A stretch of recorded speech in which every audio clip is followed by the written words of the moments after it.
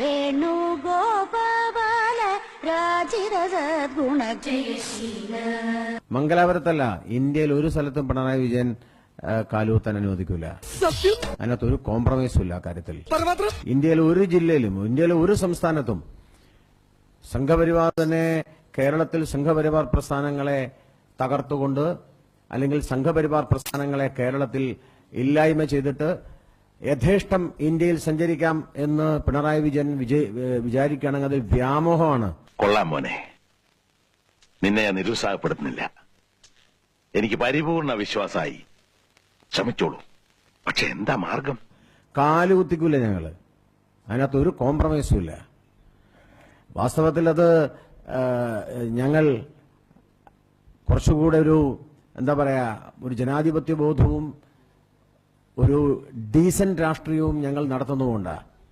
ഇല്ലെങ്കിൽ ഇതിനപ്പുറത്ത് ചിന്തിക്കാൻ ഞങ്ങൾക്ക് കഴിയുന്നതാ. എന്നുവെച്ചാൽ പിണറായി വിജയൻ മാത്രമല്ല, സീതാറാം യെച്ചൂരിക്കും ഡൽഹി കഴിയാൻ പറ്റാത്ത അവസ്ഥ ഉണ്ടാക്കും.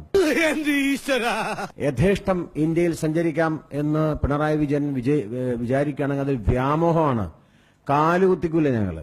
അപ്പൊ ഗോപാലകൃഷ്ണൻ സാറേ, കാലുകുത്താൻ അനുവദിക്കില്ല സാറിന്റെ പ്രശ്നം. ഈ കൈകുത്തി ഇറങ്ങുന്ന എന്തെങ്കിലും പ്രശ്നം ഉണ്ടാവുമോ? ഇവിടുത്തെ BJP നേതാവ് തന്നെ എന്തോ പറഞ്ഞിട്ടുണ്ടല്ലോ, നാളെ പോയിട്ട് വന്നിട്ട് പറയാം ബാക്കി. ഈ മണ്ണിൽ കഴിയണമെങ്കിൽ അത് കൊളപ്പുള്ളി അപ്പന്റെ പിന്തുണ ഉണ്ടെങ്കിലേ കഴിയൂ, ആർക്കായാലും.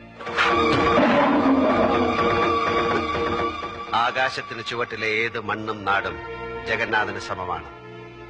പിന്നിൽ നിന്നും മുന്നിൽ നിന്നും ഒരു തുണയുടെ ബലം എനിക്ക് ആവശ്യം വരില്ല. തകർക്കാൻ എന്തോ എളുപ്പമാണ്, കെട്ടി ഉയർത്താനാണ് പാട്.